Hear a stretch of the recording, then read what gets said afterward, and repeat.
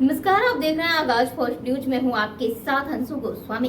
बांग्लादेश और चीन के बीच बढ़ते रिश्ते निश्चित रूप से भारत के लिए एक बड़ी चिंता का विषय बन रही है और यहाँ कुछ मुख्य बिंदु है जिन्हें समझना बहुत जरूरी है।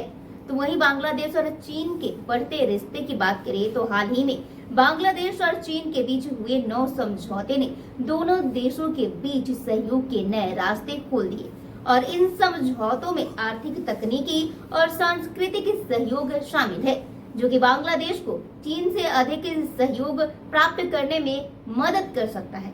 और चीन का बांग्लादेश में निवेश और सैन्य सहयोग बढ़ने से भारत को अपनी सुरक्षा रणनीतियों पर पुनः विचार करना पड़ सकता है। तो भारत और बांग्लादेश के रिश्तों की बात करें तो शेख हसीना की सरकार के समय बांग्लादेश और भारत के रिश्ते काफी अच्छे थे, लेकिन हाल के बदलावों के बाद बांग्लादेश में भारत विरोधी विचारधाराओं के उभरने से इन रिश्तों में तनाव आया है और वहीं बांग्लादेश हिंदुओं के खिलाफ हिंसा और भारत की चिंता इस दिशा में एक बड़ा मुद्दा बन गया है। तो वहीं बांग्लादेश के साथ भारत के रिश्ते को बनाए रखने के लिए एक सशक्त कूटनीति रणनीति की आवश्यकता है, जिस पर ध्यान देना बेहद जरूरी है। वहीं चीन का दक्षिण एशिया में बढ़ता प्रभाव जो कि चिंता का विषय बना हुआ है। चीन का बांग्लादेश में प्रभाव जो बढ़ाने से भारत की दक्षिण एशियाई नीति पर दबाव बढ़ रहा है। चीन का उद्देश्य इस क्षेत्र में अपनी स्थिति मजबूत करना है, जो कि भारत के लिए एक चुनौती हो सकती है। भारत को अपने रणनीतिक और कूटनीतिक कदमों को फिर से समायोजित करने की आवश्यकता है। तो वहीं सैन्य और सुरक्षा सहयोग की बात करें तो बांग्लादेश और चीन के बीच बढ़ता सैन्य सहयोग भारत के लिए एक और सुरक्षा चिंता का विषय बनता जा रहा है।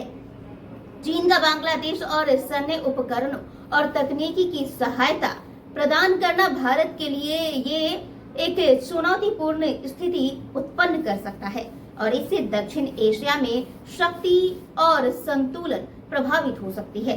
तो वहीं भारत को क्या करना चाहिए ये भी जानना बहुत जरूरी है।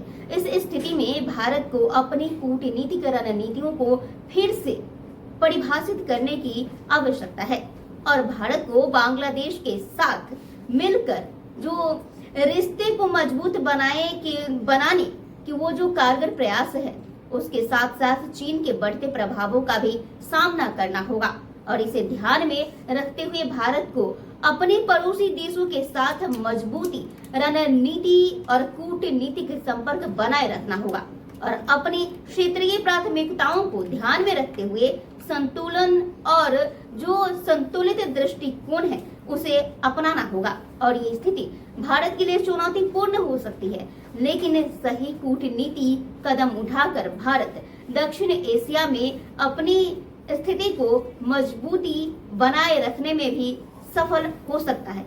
इन वो महत्वपूर्ण बातें हैं अगर जिन पर वो लगातार कूटनीतिक तरीके से काम करे। तो इस खबर पर आपकी क्या प्रतिक्रिया है, कमेंट कर अपनी राय जरूर दें। देखते रहे आगाज फर्स्ट न्यूज। चैनल को लाइक, सब्सक्राइब, शेयर, फॉलो जरूर करें। शुक्रिया।